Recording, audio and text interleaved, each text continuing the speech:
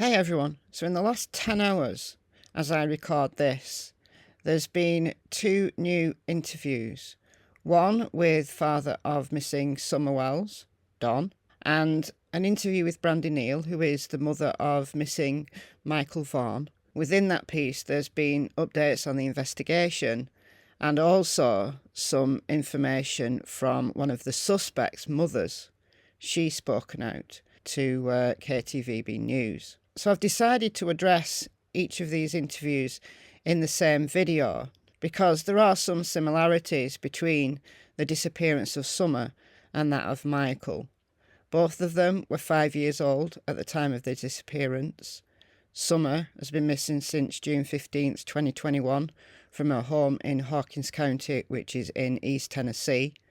And Michael was also 5 when he went missing from his home in Fruitland, Idaho.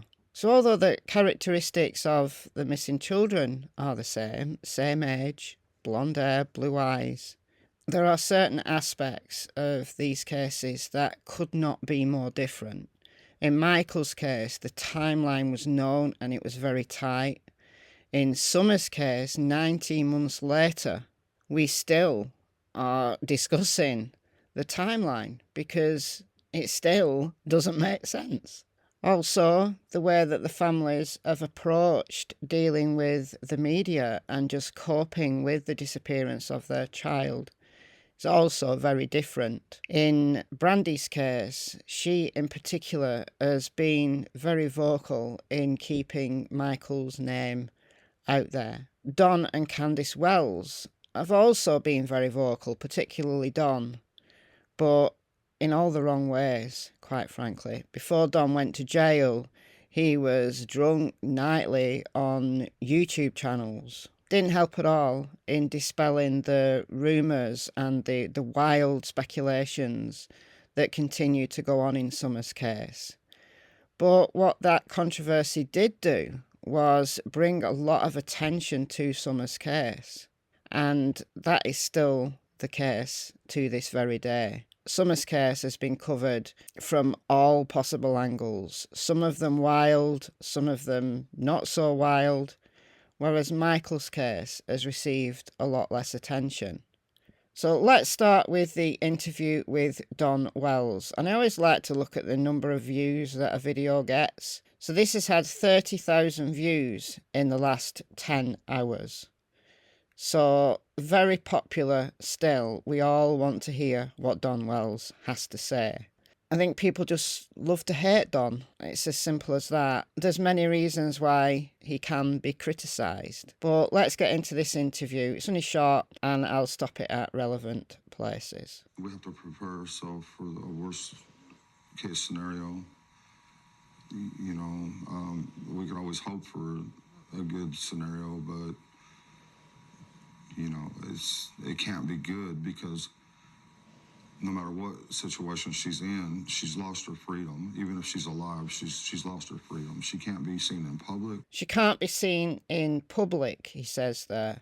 Honestly, whatever Don says in this regard, he can't win. Very early on, he came out and raised a lot of suspicions, to me included, when he was saying things like he'll see her in the resurrection. So I'm just making that assumption very early on that she was no longer on this earth. Recently, he's been talking on YouTube channels and in YouTube chats, and he's made statements like he believes Summer is still alive. He'll get criticised whether he says he thinks Summer is dead or alive.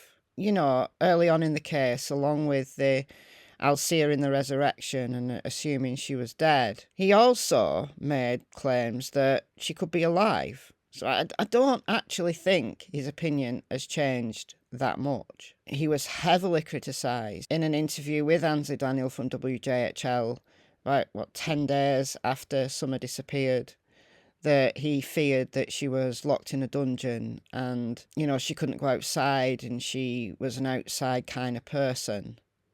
And he received a lot of heavy criticism for that imagery that Summer was locked in a dungeon. I have a lot of sympathy with Don in this regard. Bear with me.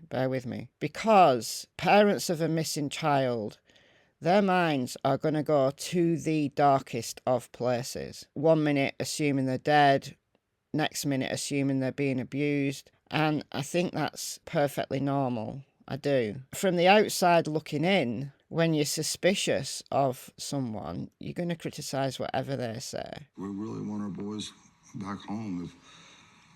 If Summer was to be found today, we wouldn't be able to see her or talk to her. And we can't talk to our boys. Were they in touch with Candace while you were in jail? Yes. But did something change when you got out of jail?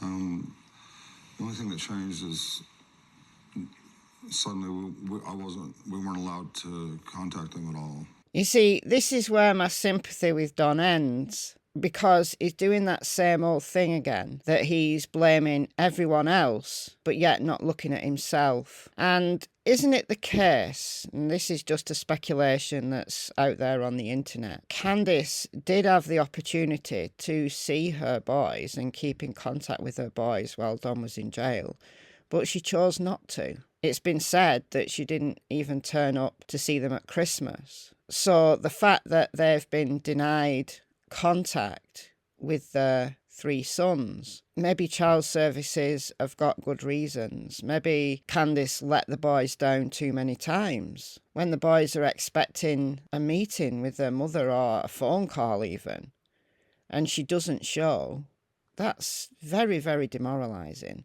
Now, of course, we've only got those internet speculations. Child services are not going to come out and give interviews. They can't. There's a gag order. So we only have Don and Candace's word for what's actually going on. And Don didn't give her an answer there. He said, the only thing that's changed is we're not allowed to see them. But why? Why aren't you allowed to see them is the question. Now, Don has been on several YouTube channels over the last couple of weeks or so, and he said of his jail time that, they grilled him, they questioned him, and he was on Prayer Garden of America's channel a couple of nights ago now, and he was talking about when he was arrested, that he passed his field sobriety test, the night that he got arrested for his DUI, and he was only a shade over the legal alcohol limit. He asked to see the police body cam and they didn't have cameras, the cameras weren't working or whatever. That was a perfect opportunity to split Don and Candace up and to get one of them to crack. I think that the police investigation has just focused around the parents, honestly. I think if they could have found anything whatsoever to arrest Don or Candace in relation to Summer's disappearance, then they wouldn't have hesitated, they would have done. But there's nothing. Make of that what you will. Are these 2 people criminal masterminds, or is there genuinely nothing that they can tell authorities about how Summer disappeared? Now, I do believe, after 19 months, I do believe that Don was where he said he was and he was at work. Candace, I still have questions. I have questions about the timeline. 19 months later, we still don't have an actual proper timeline. Very different than Michael Vaughan's case. But Don spent 8 months in Hawkins County Jail and he could have been out in 180 days if he'd agreed to go to rehab. But he chose not to. Wells says it's been a challenge to gain custody back. They're doing nothing to help us. In fact, they're making us jump through all kinds of hoops, which is almost impossible to jump through all of them and hold a job and do all these things. They're making it real, real tough on us. But they've had 18 months to make the changes necessary to their home to make it safer for children. And wasn't one of the stipulations of getting the boys back that they attended rehab and became sober? So I have no sympathy here because they've had so much time. Now, I know Don has spent 8 months of that 18 months in jail, but Candace has had 18 months to get the house sorted, to get sober. Don had the opportunity to go to rehab while he was in jail, and he did not. So, although child services make loads of mistakes, they absolutely do, I have to say I'm on the side of child services in this instance, because Don and Candice have had so many chances, so much time, and they can't come now and start blaming anyone else for their own failings. I'm sorry. That's just the way it is. There's not one shred of evidence. There's nothing. As much as they've looked, as much as the work of they've done, they haven't been able to come up with anything at all. Incredibly disheartening that there's no new updates. The last updates we've had from the TBI and Hawkins County Sheriff's Office was at the year mark, 15th of June 2022, the year mark of her disappearance. And there's been no updates since. They just have nothing. And yet Summer is still out there somewhere with absolutely no answers whatsoever. The interview goes on to talk about Candice having heart problems and being in the emergency room, and Don says that the stress of all of this is contributing to it, but Candice, probably alcohol, drugs, tobacco, they're probably contributing to your heart problems as well. So I'm going to leave the Summer Wells investigation there and move on to Michael Vaughan's case. This is, as I said at the beginning, very detailed. Please do go and watch it. It's on KTVB's channel.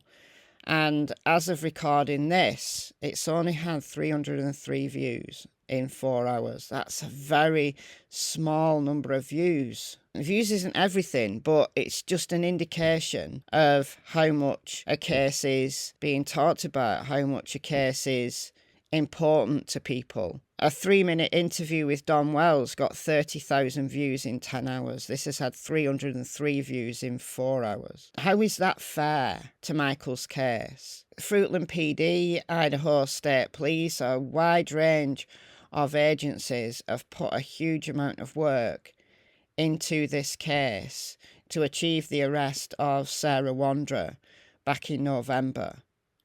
The search of 1102 Red Wing Street, where Michael was believed to be buried, his remains, and cadaver dogs hit there. They then believed that Michael has been moved and he's still out there somewhere.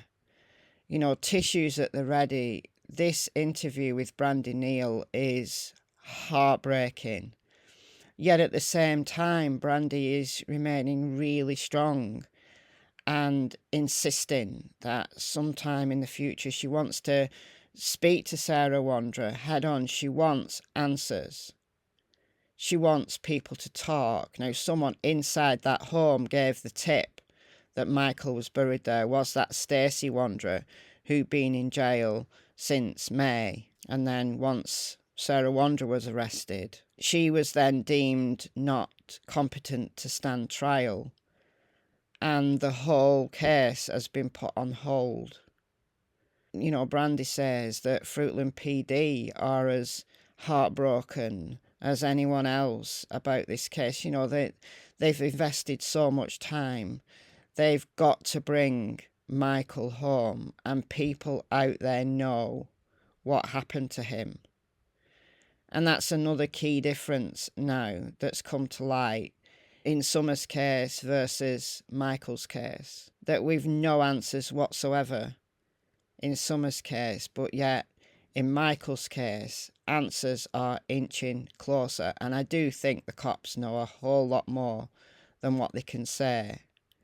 And at the press conference in December, they brought us 2 new names, Brandon Shirtliff and Adrian Lucien.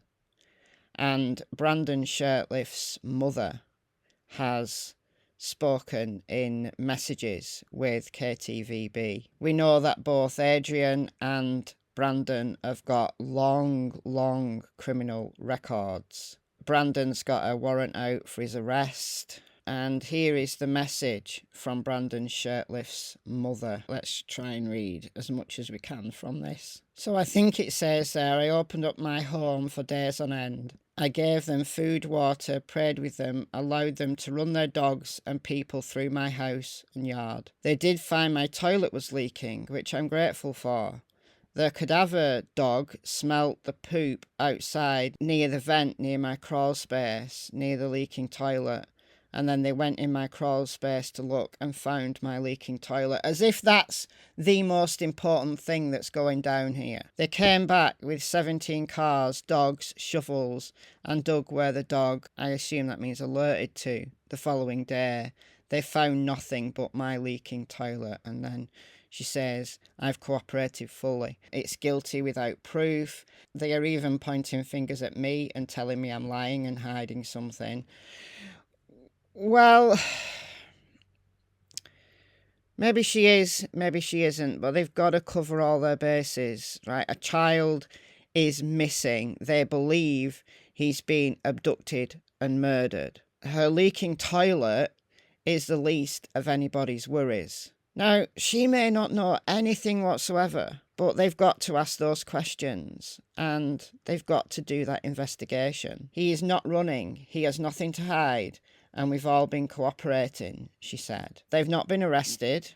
There's probably good reasons why they've not been arrested at this moment in time, although Chief Huff does say that more arrests could follow. Meanwhile, Michael is still out there on his own without his family. His family do not have the answers they require, and answers are out there. People need to talk. How can they put this family through the worst possible scenario? This is worse than anybody imagined. Worse than anybody imagined. You know, the police saying that they know he's dead, that cadaver dogs hit, but yet they don't even have a body so they can lay him to rest in the loving arms of his family. The police won't rest. The police will not rest. You might as well just come forward and admit what you know. Just bring Michael home. But I'll leave it there for now. Heartbreaking. Absolutely heartbreaking. Really is. That little Kiwi there came all the way from New Zealand. Let me know what you think about both of these cases in the comments below. Continue to share Michael's information. Continue to share Summer's information. And let's bring these little beautiful children home. Bye, guys.